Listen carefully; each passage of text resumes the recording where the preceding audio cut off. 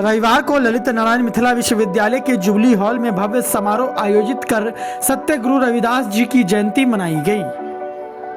रविदास सेवा संघ दरभंगा के तत्वाधान में आयोजित इस समारोह में विश्वविद्यालय के कुलपति सहित कई राजनीतिक दलों के नेता, सामाजिक कार्यकर्ता, दर्जनों गणमान्य लोग मौजूद रहे। कार्यक्रम का उद्घाटन मुख्य अतिथि के साथ साथ मंच पर मौजूद सभी अतिथियों ने दीप प्रज्वलित कर किया। मौके पर रविदास सेवा संघ के अध्यक्ष बलराम राम ने अतिथियों का बारी बारी से स्वागत किया। मंच से संबोधित करते हुए अतिथियों ने सत्य गुरु रविदास जी को वर्तमान समय में भारत की एकता और अखंडता के लिए मुख्य सूत्रधार बताया। सभी ने कहा कि लोग यदि सच्चे मन से इनके बताए मार्गों पर चलेंगे तो समाज से जाति और धर्म का भेदभाव समाप्त हो जाएगा।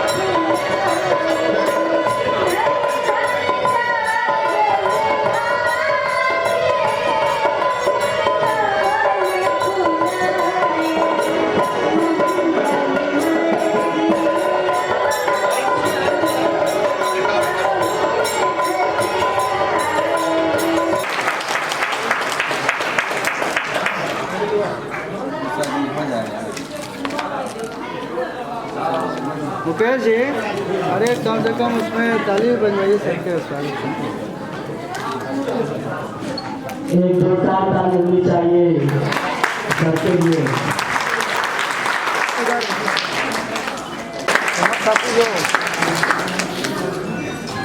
गरीब हरे कृष्ण।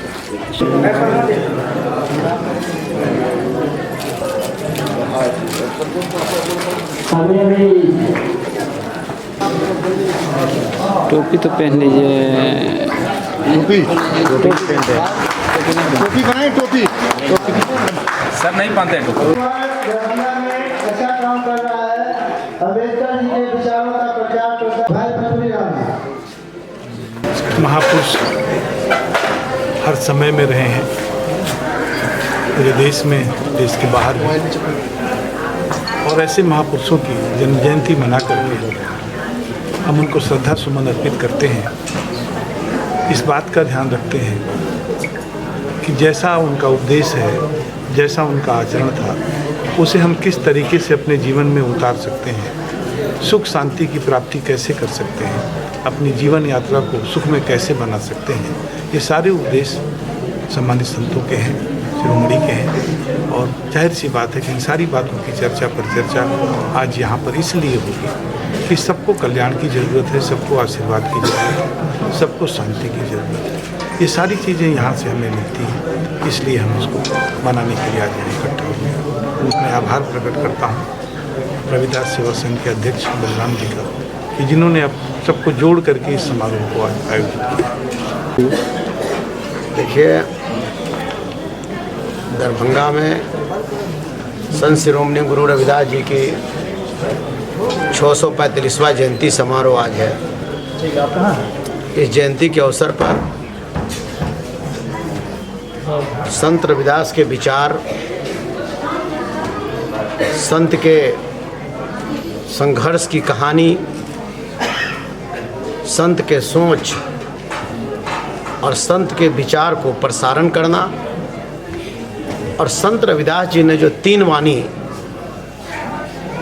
अपने शुभचिंतकों, अपने अनुयायियों के बीच जो देने का काम किया है, वो 3 वाणी है। आधा पेट खाएंगे, बेटा बेटी को पढ़ाएंगे। आधा पेट खाएंगे, नशा मुक्त समाज बनाएंगे। आधा पेट खाएंगे, अंधविश्वास को मिटाएंगे। इसलिए इसी से सच्ची श्रद्धांजलि और सच्ची जयंती संत शिरोमणि गुरु रविदास जी की होगी।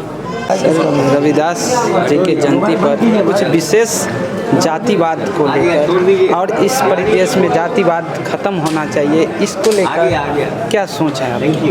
हम लोग सनातनी नहीं हैं, सनातनी ये हैं जो यहाँ के आर्य थे, वो सनातन का स्थापना किए। हम लोग मूलवासी निवासी यहाँ के हैं। हमारे यहाँ न पहले देवी देवता था, न कोई ईश्वर का आराधना करते थे लोग।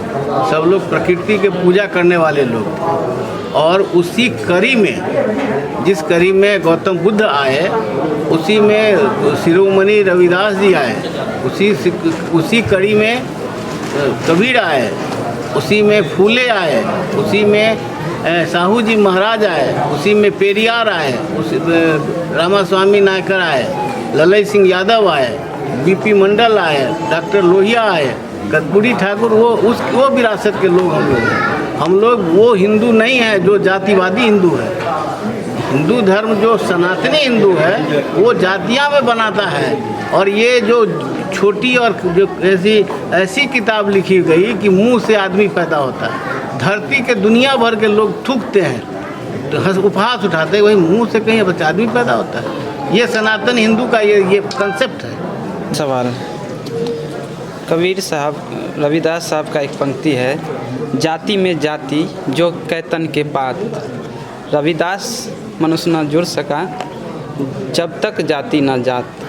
सर, ये पंक्ति आज कितना महत्वपूर्ण है और आज के परिदृश्य में कितना सार्थकपूर्ण है? देखिए, हमारे सनातन जो धर्म है उसमें एक साफ है कि कर्म के आधार पे जाति होती है, जन्म के आधार पे जाति नहीं होती है। उसका विकृत रूप बाद में होता गया। अवगुणी लोग भी जाति आधार पे प्रतिष्ठा पाते गए। इस अवधारणा को पूर्ण तोड़ना है। बस एक ही है, कर्म से ही हमारी जाति है और जन्म से कोई जाति नहीं है। कर्म से ही ब्राह्मण है, कर्म से क्षत्रिय है, कर्म से बनिया है, कर्म से वो शूद्र है। तो जैसा कर्म वो जाति, यही हमारा सनातन धर्म का मूल आधार है। और रविदास जी ने इसी मूल आधार को लिया और गौतम बुद्ध ने इस आधार को, चूँकि विकृतियाँ बढ़ गई थी तो उन्होंने बौद्ध धर्म का निर्माण किया। अम्बेडकर जी को भी मजबूरी में विकृतियों को देखते हुए हमारे इस समाज, हिंदू समाज में जो विकृतियाँ फैल गई थी, उसके लिए उन्होंने बुद्धम शरणम गच्छामि किया था। तो रविदास महान थे, उनकी इस महानता को हम पूजा करते हैं और उनके बताए रास्तों पे चलने की हम कोशिश करेंगे। पूरा राष्ट्र उनका इसलिए नमन करता है। आप जाति को कैसे समाप्त कर सकते हैं और कितना आज भी रविदास जी प्रसिद्ध हैं, ये बताइए। आज हम लोग जिस महापुरुष का जयंती मना रहे हैं वो विश्व गुरु के रूप में स्थापित है।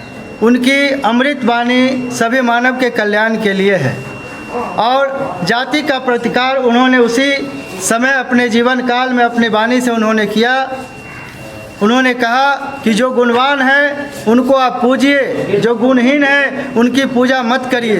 और जाति के समाप्त करने की दिशा में उनकी कई कथाएं प्रचलित हैं और आज हम लोग घोर जातिवादी हो रहे हैं। हम लोग इसका प्रतिकार करें और समाज में एक समरस समाज बनाने की दिशा में अग्रतर कार्रवाई करें। हम सभी मानव हैं और हम सभी मानव मिल कर के ही अपना भी कल्याण कर सकते हैं और दूसरे का भी कल्याण कर सकते हैं। उनकी अमृत वाणी का हम लोग स्लोगन करें, उनका पाठ करें। इसी से हम लोगों का जीवन भी सफल होगा और समाज भी सुदृढ़ होगा। परिचय।